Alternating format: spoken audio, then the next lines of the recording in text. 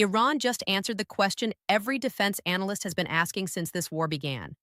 Not whether Iran would strike Dimona again, whether Iran could strike Dimona in a way that Israel's air defenses cannot reliably stop. This morning, that question was answered. Iran confirmed it used the Fattah-2 hypersonic glide vehicle missile in a second strike on the Dimona nuclear facility, and simultaneously announced a formal strategic posture shift that I need you to understand precisely because the headline version is not capturing what it actually means. The announcement stated that Iran is transitioning from defensive retaliation to offensive degradation operations targeting nuclear infrastructure. Those are not synonyms. Defensive retaliation means you respond to attacks. Offensive degradation means you execute a sustained campaign designed to systematically destroy a specific capability. Iran just declared that disabling Israel's nuclear program is now its primary declared war aim, and it chose the Fattah-2, the weapon that Israel's current air defense architecture was not optimally designed to defeat, to make that declaration kinetic. Before we go deeper, hit the subscribe button right now and turn on notifications.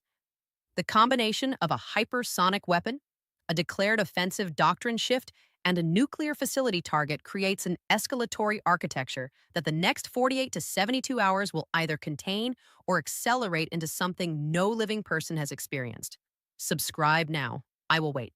Here is the fast version of this morning's events. Iran launched a Fattah-2 hypersonic glide vehicle missile at Dimona.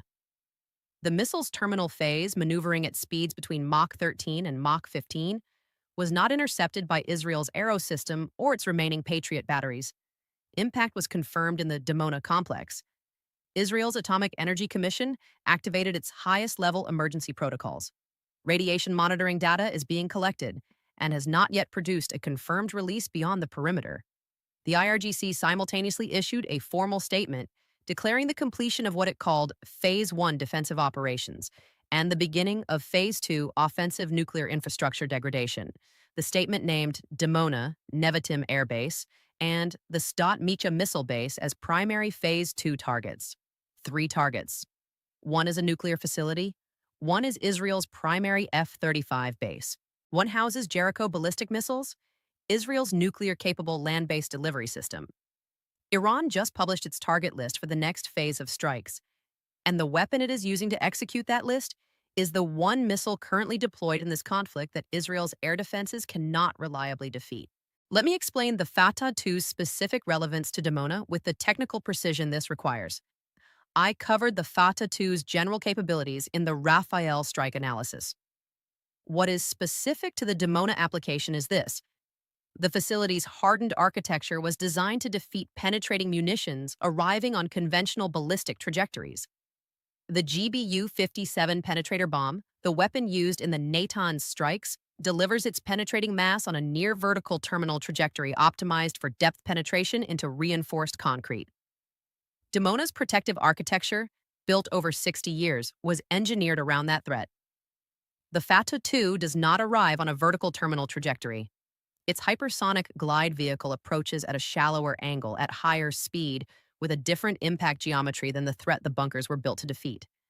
That shallower angle at Mach 13 to 15 does not necessarily penetrate as deeply as a vertical penetrating bomb, but it reaches sections of the facility's surface and near-surface infrastructure that vertical penetrators approach less efficiently. Iran may not be trying to reach the deepest storage bunkers with the Fattah-2.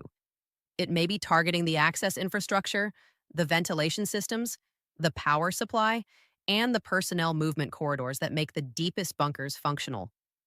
Disabling a nuclear weapons facility does not require destroying the weapons. It requires destroying the facility's ability to operate. Now, what nobody is covering with sufficient analytical depth. Iran's Phase 2 declaration contains a specific phrase that every arms control analyst I have read this morning has flagged, but that no mainstream outlet has foregrounded. The IRGC statement described Phase 2 as nuclear infrastructure degradation operations against the Zionist entity's first strike capability. First strike capability. That phrase is doing enormous strategic work.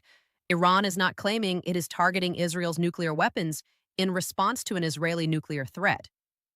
Iran is claiming it is executing a preemptive degradation of Israel's ability to use nuclear weapons first. That framing transforms the operation from retaliation, which has one set of legal and strategic implications, into preemptive non-proliferation enforcement, which has a completely different set. Iran is constructing a legal and moral argument, however contested, that it is preventing a first strike rather than committing one. That argument is designed to hold China and Russia's diplomatic support, to split European opinion, and to make any Israeli response appear as confirmation of the aggressive posture Iran is attributing to it. Whether the argument is accurate is secondary to the fact that it is being constructed deliberately and systematically.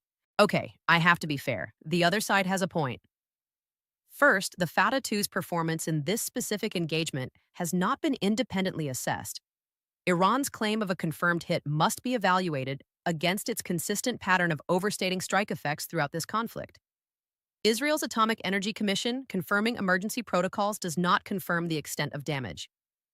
Emergency protocols activate at a lower threshold than actual damage requires. Second, Israel's remaining air defense capacity, depleted as it is, may have achieved a partial intercept of the Fattah-2's approach that degraded its terminal accuracy even if it did not achieve full destruction. A proximity detonation near Dimona is strategically different from a direct impact on critical infrastructure. Third, Iran's Phase 2 declaration may be a psychological operation designed to force Israel to divert resources to protective measures for 3 additional targets simultaneously, stretching its already depleted defense posture rather than a firm operational plan that Iran has the resources and precision to execute. The declaration costs Iran nothing if it degrades Israeli decision-making before a single additional missile is fired. But here is where I have to be direct. Iran is using the specific weapon that Israel's current air defense architecture cannot reliably defeat against the specific target that Israel's entire security doctrine is built around protecting. The Fattah-2 against Dimona is not a random weapons target pairing. It is the result of a systematic analysis of what weapon exceeds Israeli defense capabilities and what target, if degraded, most disrupts Israeli strategic calculations. That analysis has been executed and is being implemented. And the formal doctrine shift from defensive retaliation to offensive degradation tells you this is not a one-time strike. It is the beginning of a sustained campaign against a defined target set. Here is what you need to watch. Israel's response designation is the most critical immediate signal. If Israel characterizes this strike as an attack on its nuclear deterrent rather than as damage to a research facility, that characterization unlocks a response framework that operates under entirely different rules than conventional military retaliation. Watch the American response to the Phase 2 declaration. The United States has treaty and policy commitments to Israel's security. Whether Washington characterizes Iran's declared offensive nuclear infrastructure degradation campaign as crossing a threshold that requires qualitatively different American involvement will define the next chapter of this conflict. And watch the IAEA's radiation data from the second Dimona strike. If any isotopes are detected beyond the perimeter following this strike that were not detected following the first, the damage profile has changed materially, and the radiological risk calculus for the region has changed with it. Subscribe now. Turn on notifications. When Israel's official response designation is issued, I will analyze every word.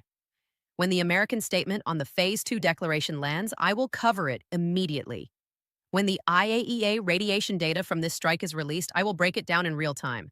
Iran chose the Fattah-2. Iran chose Dimona. Iran declared a doctrine shift. Evidence first, analysis second. You decide what it means. This is today.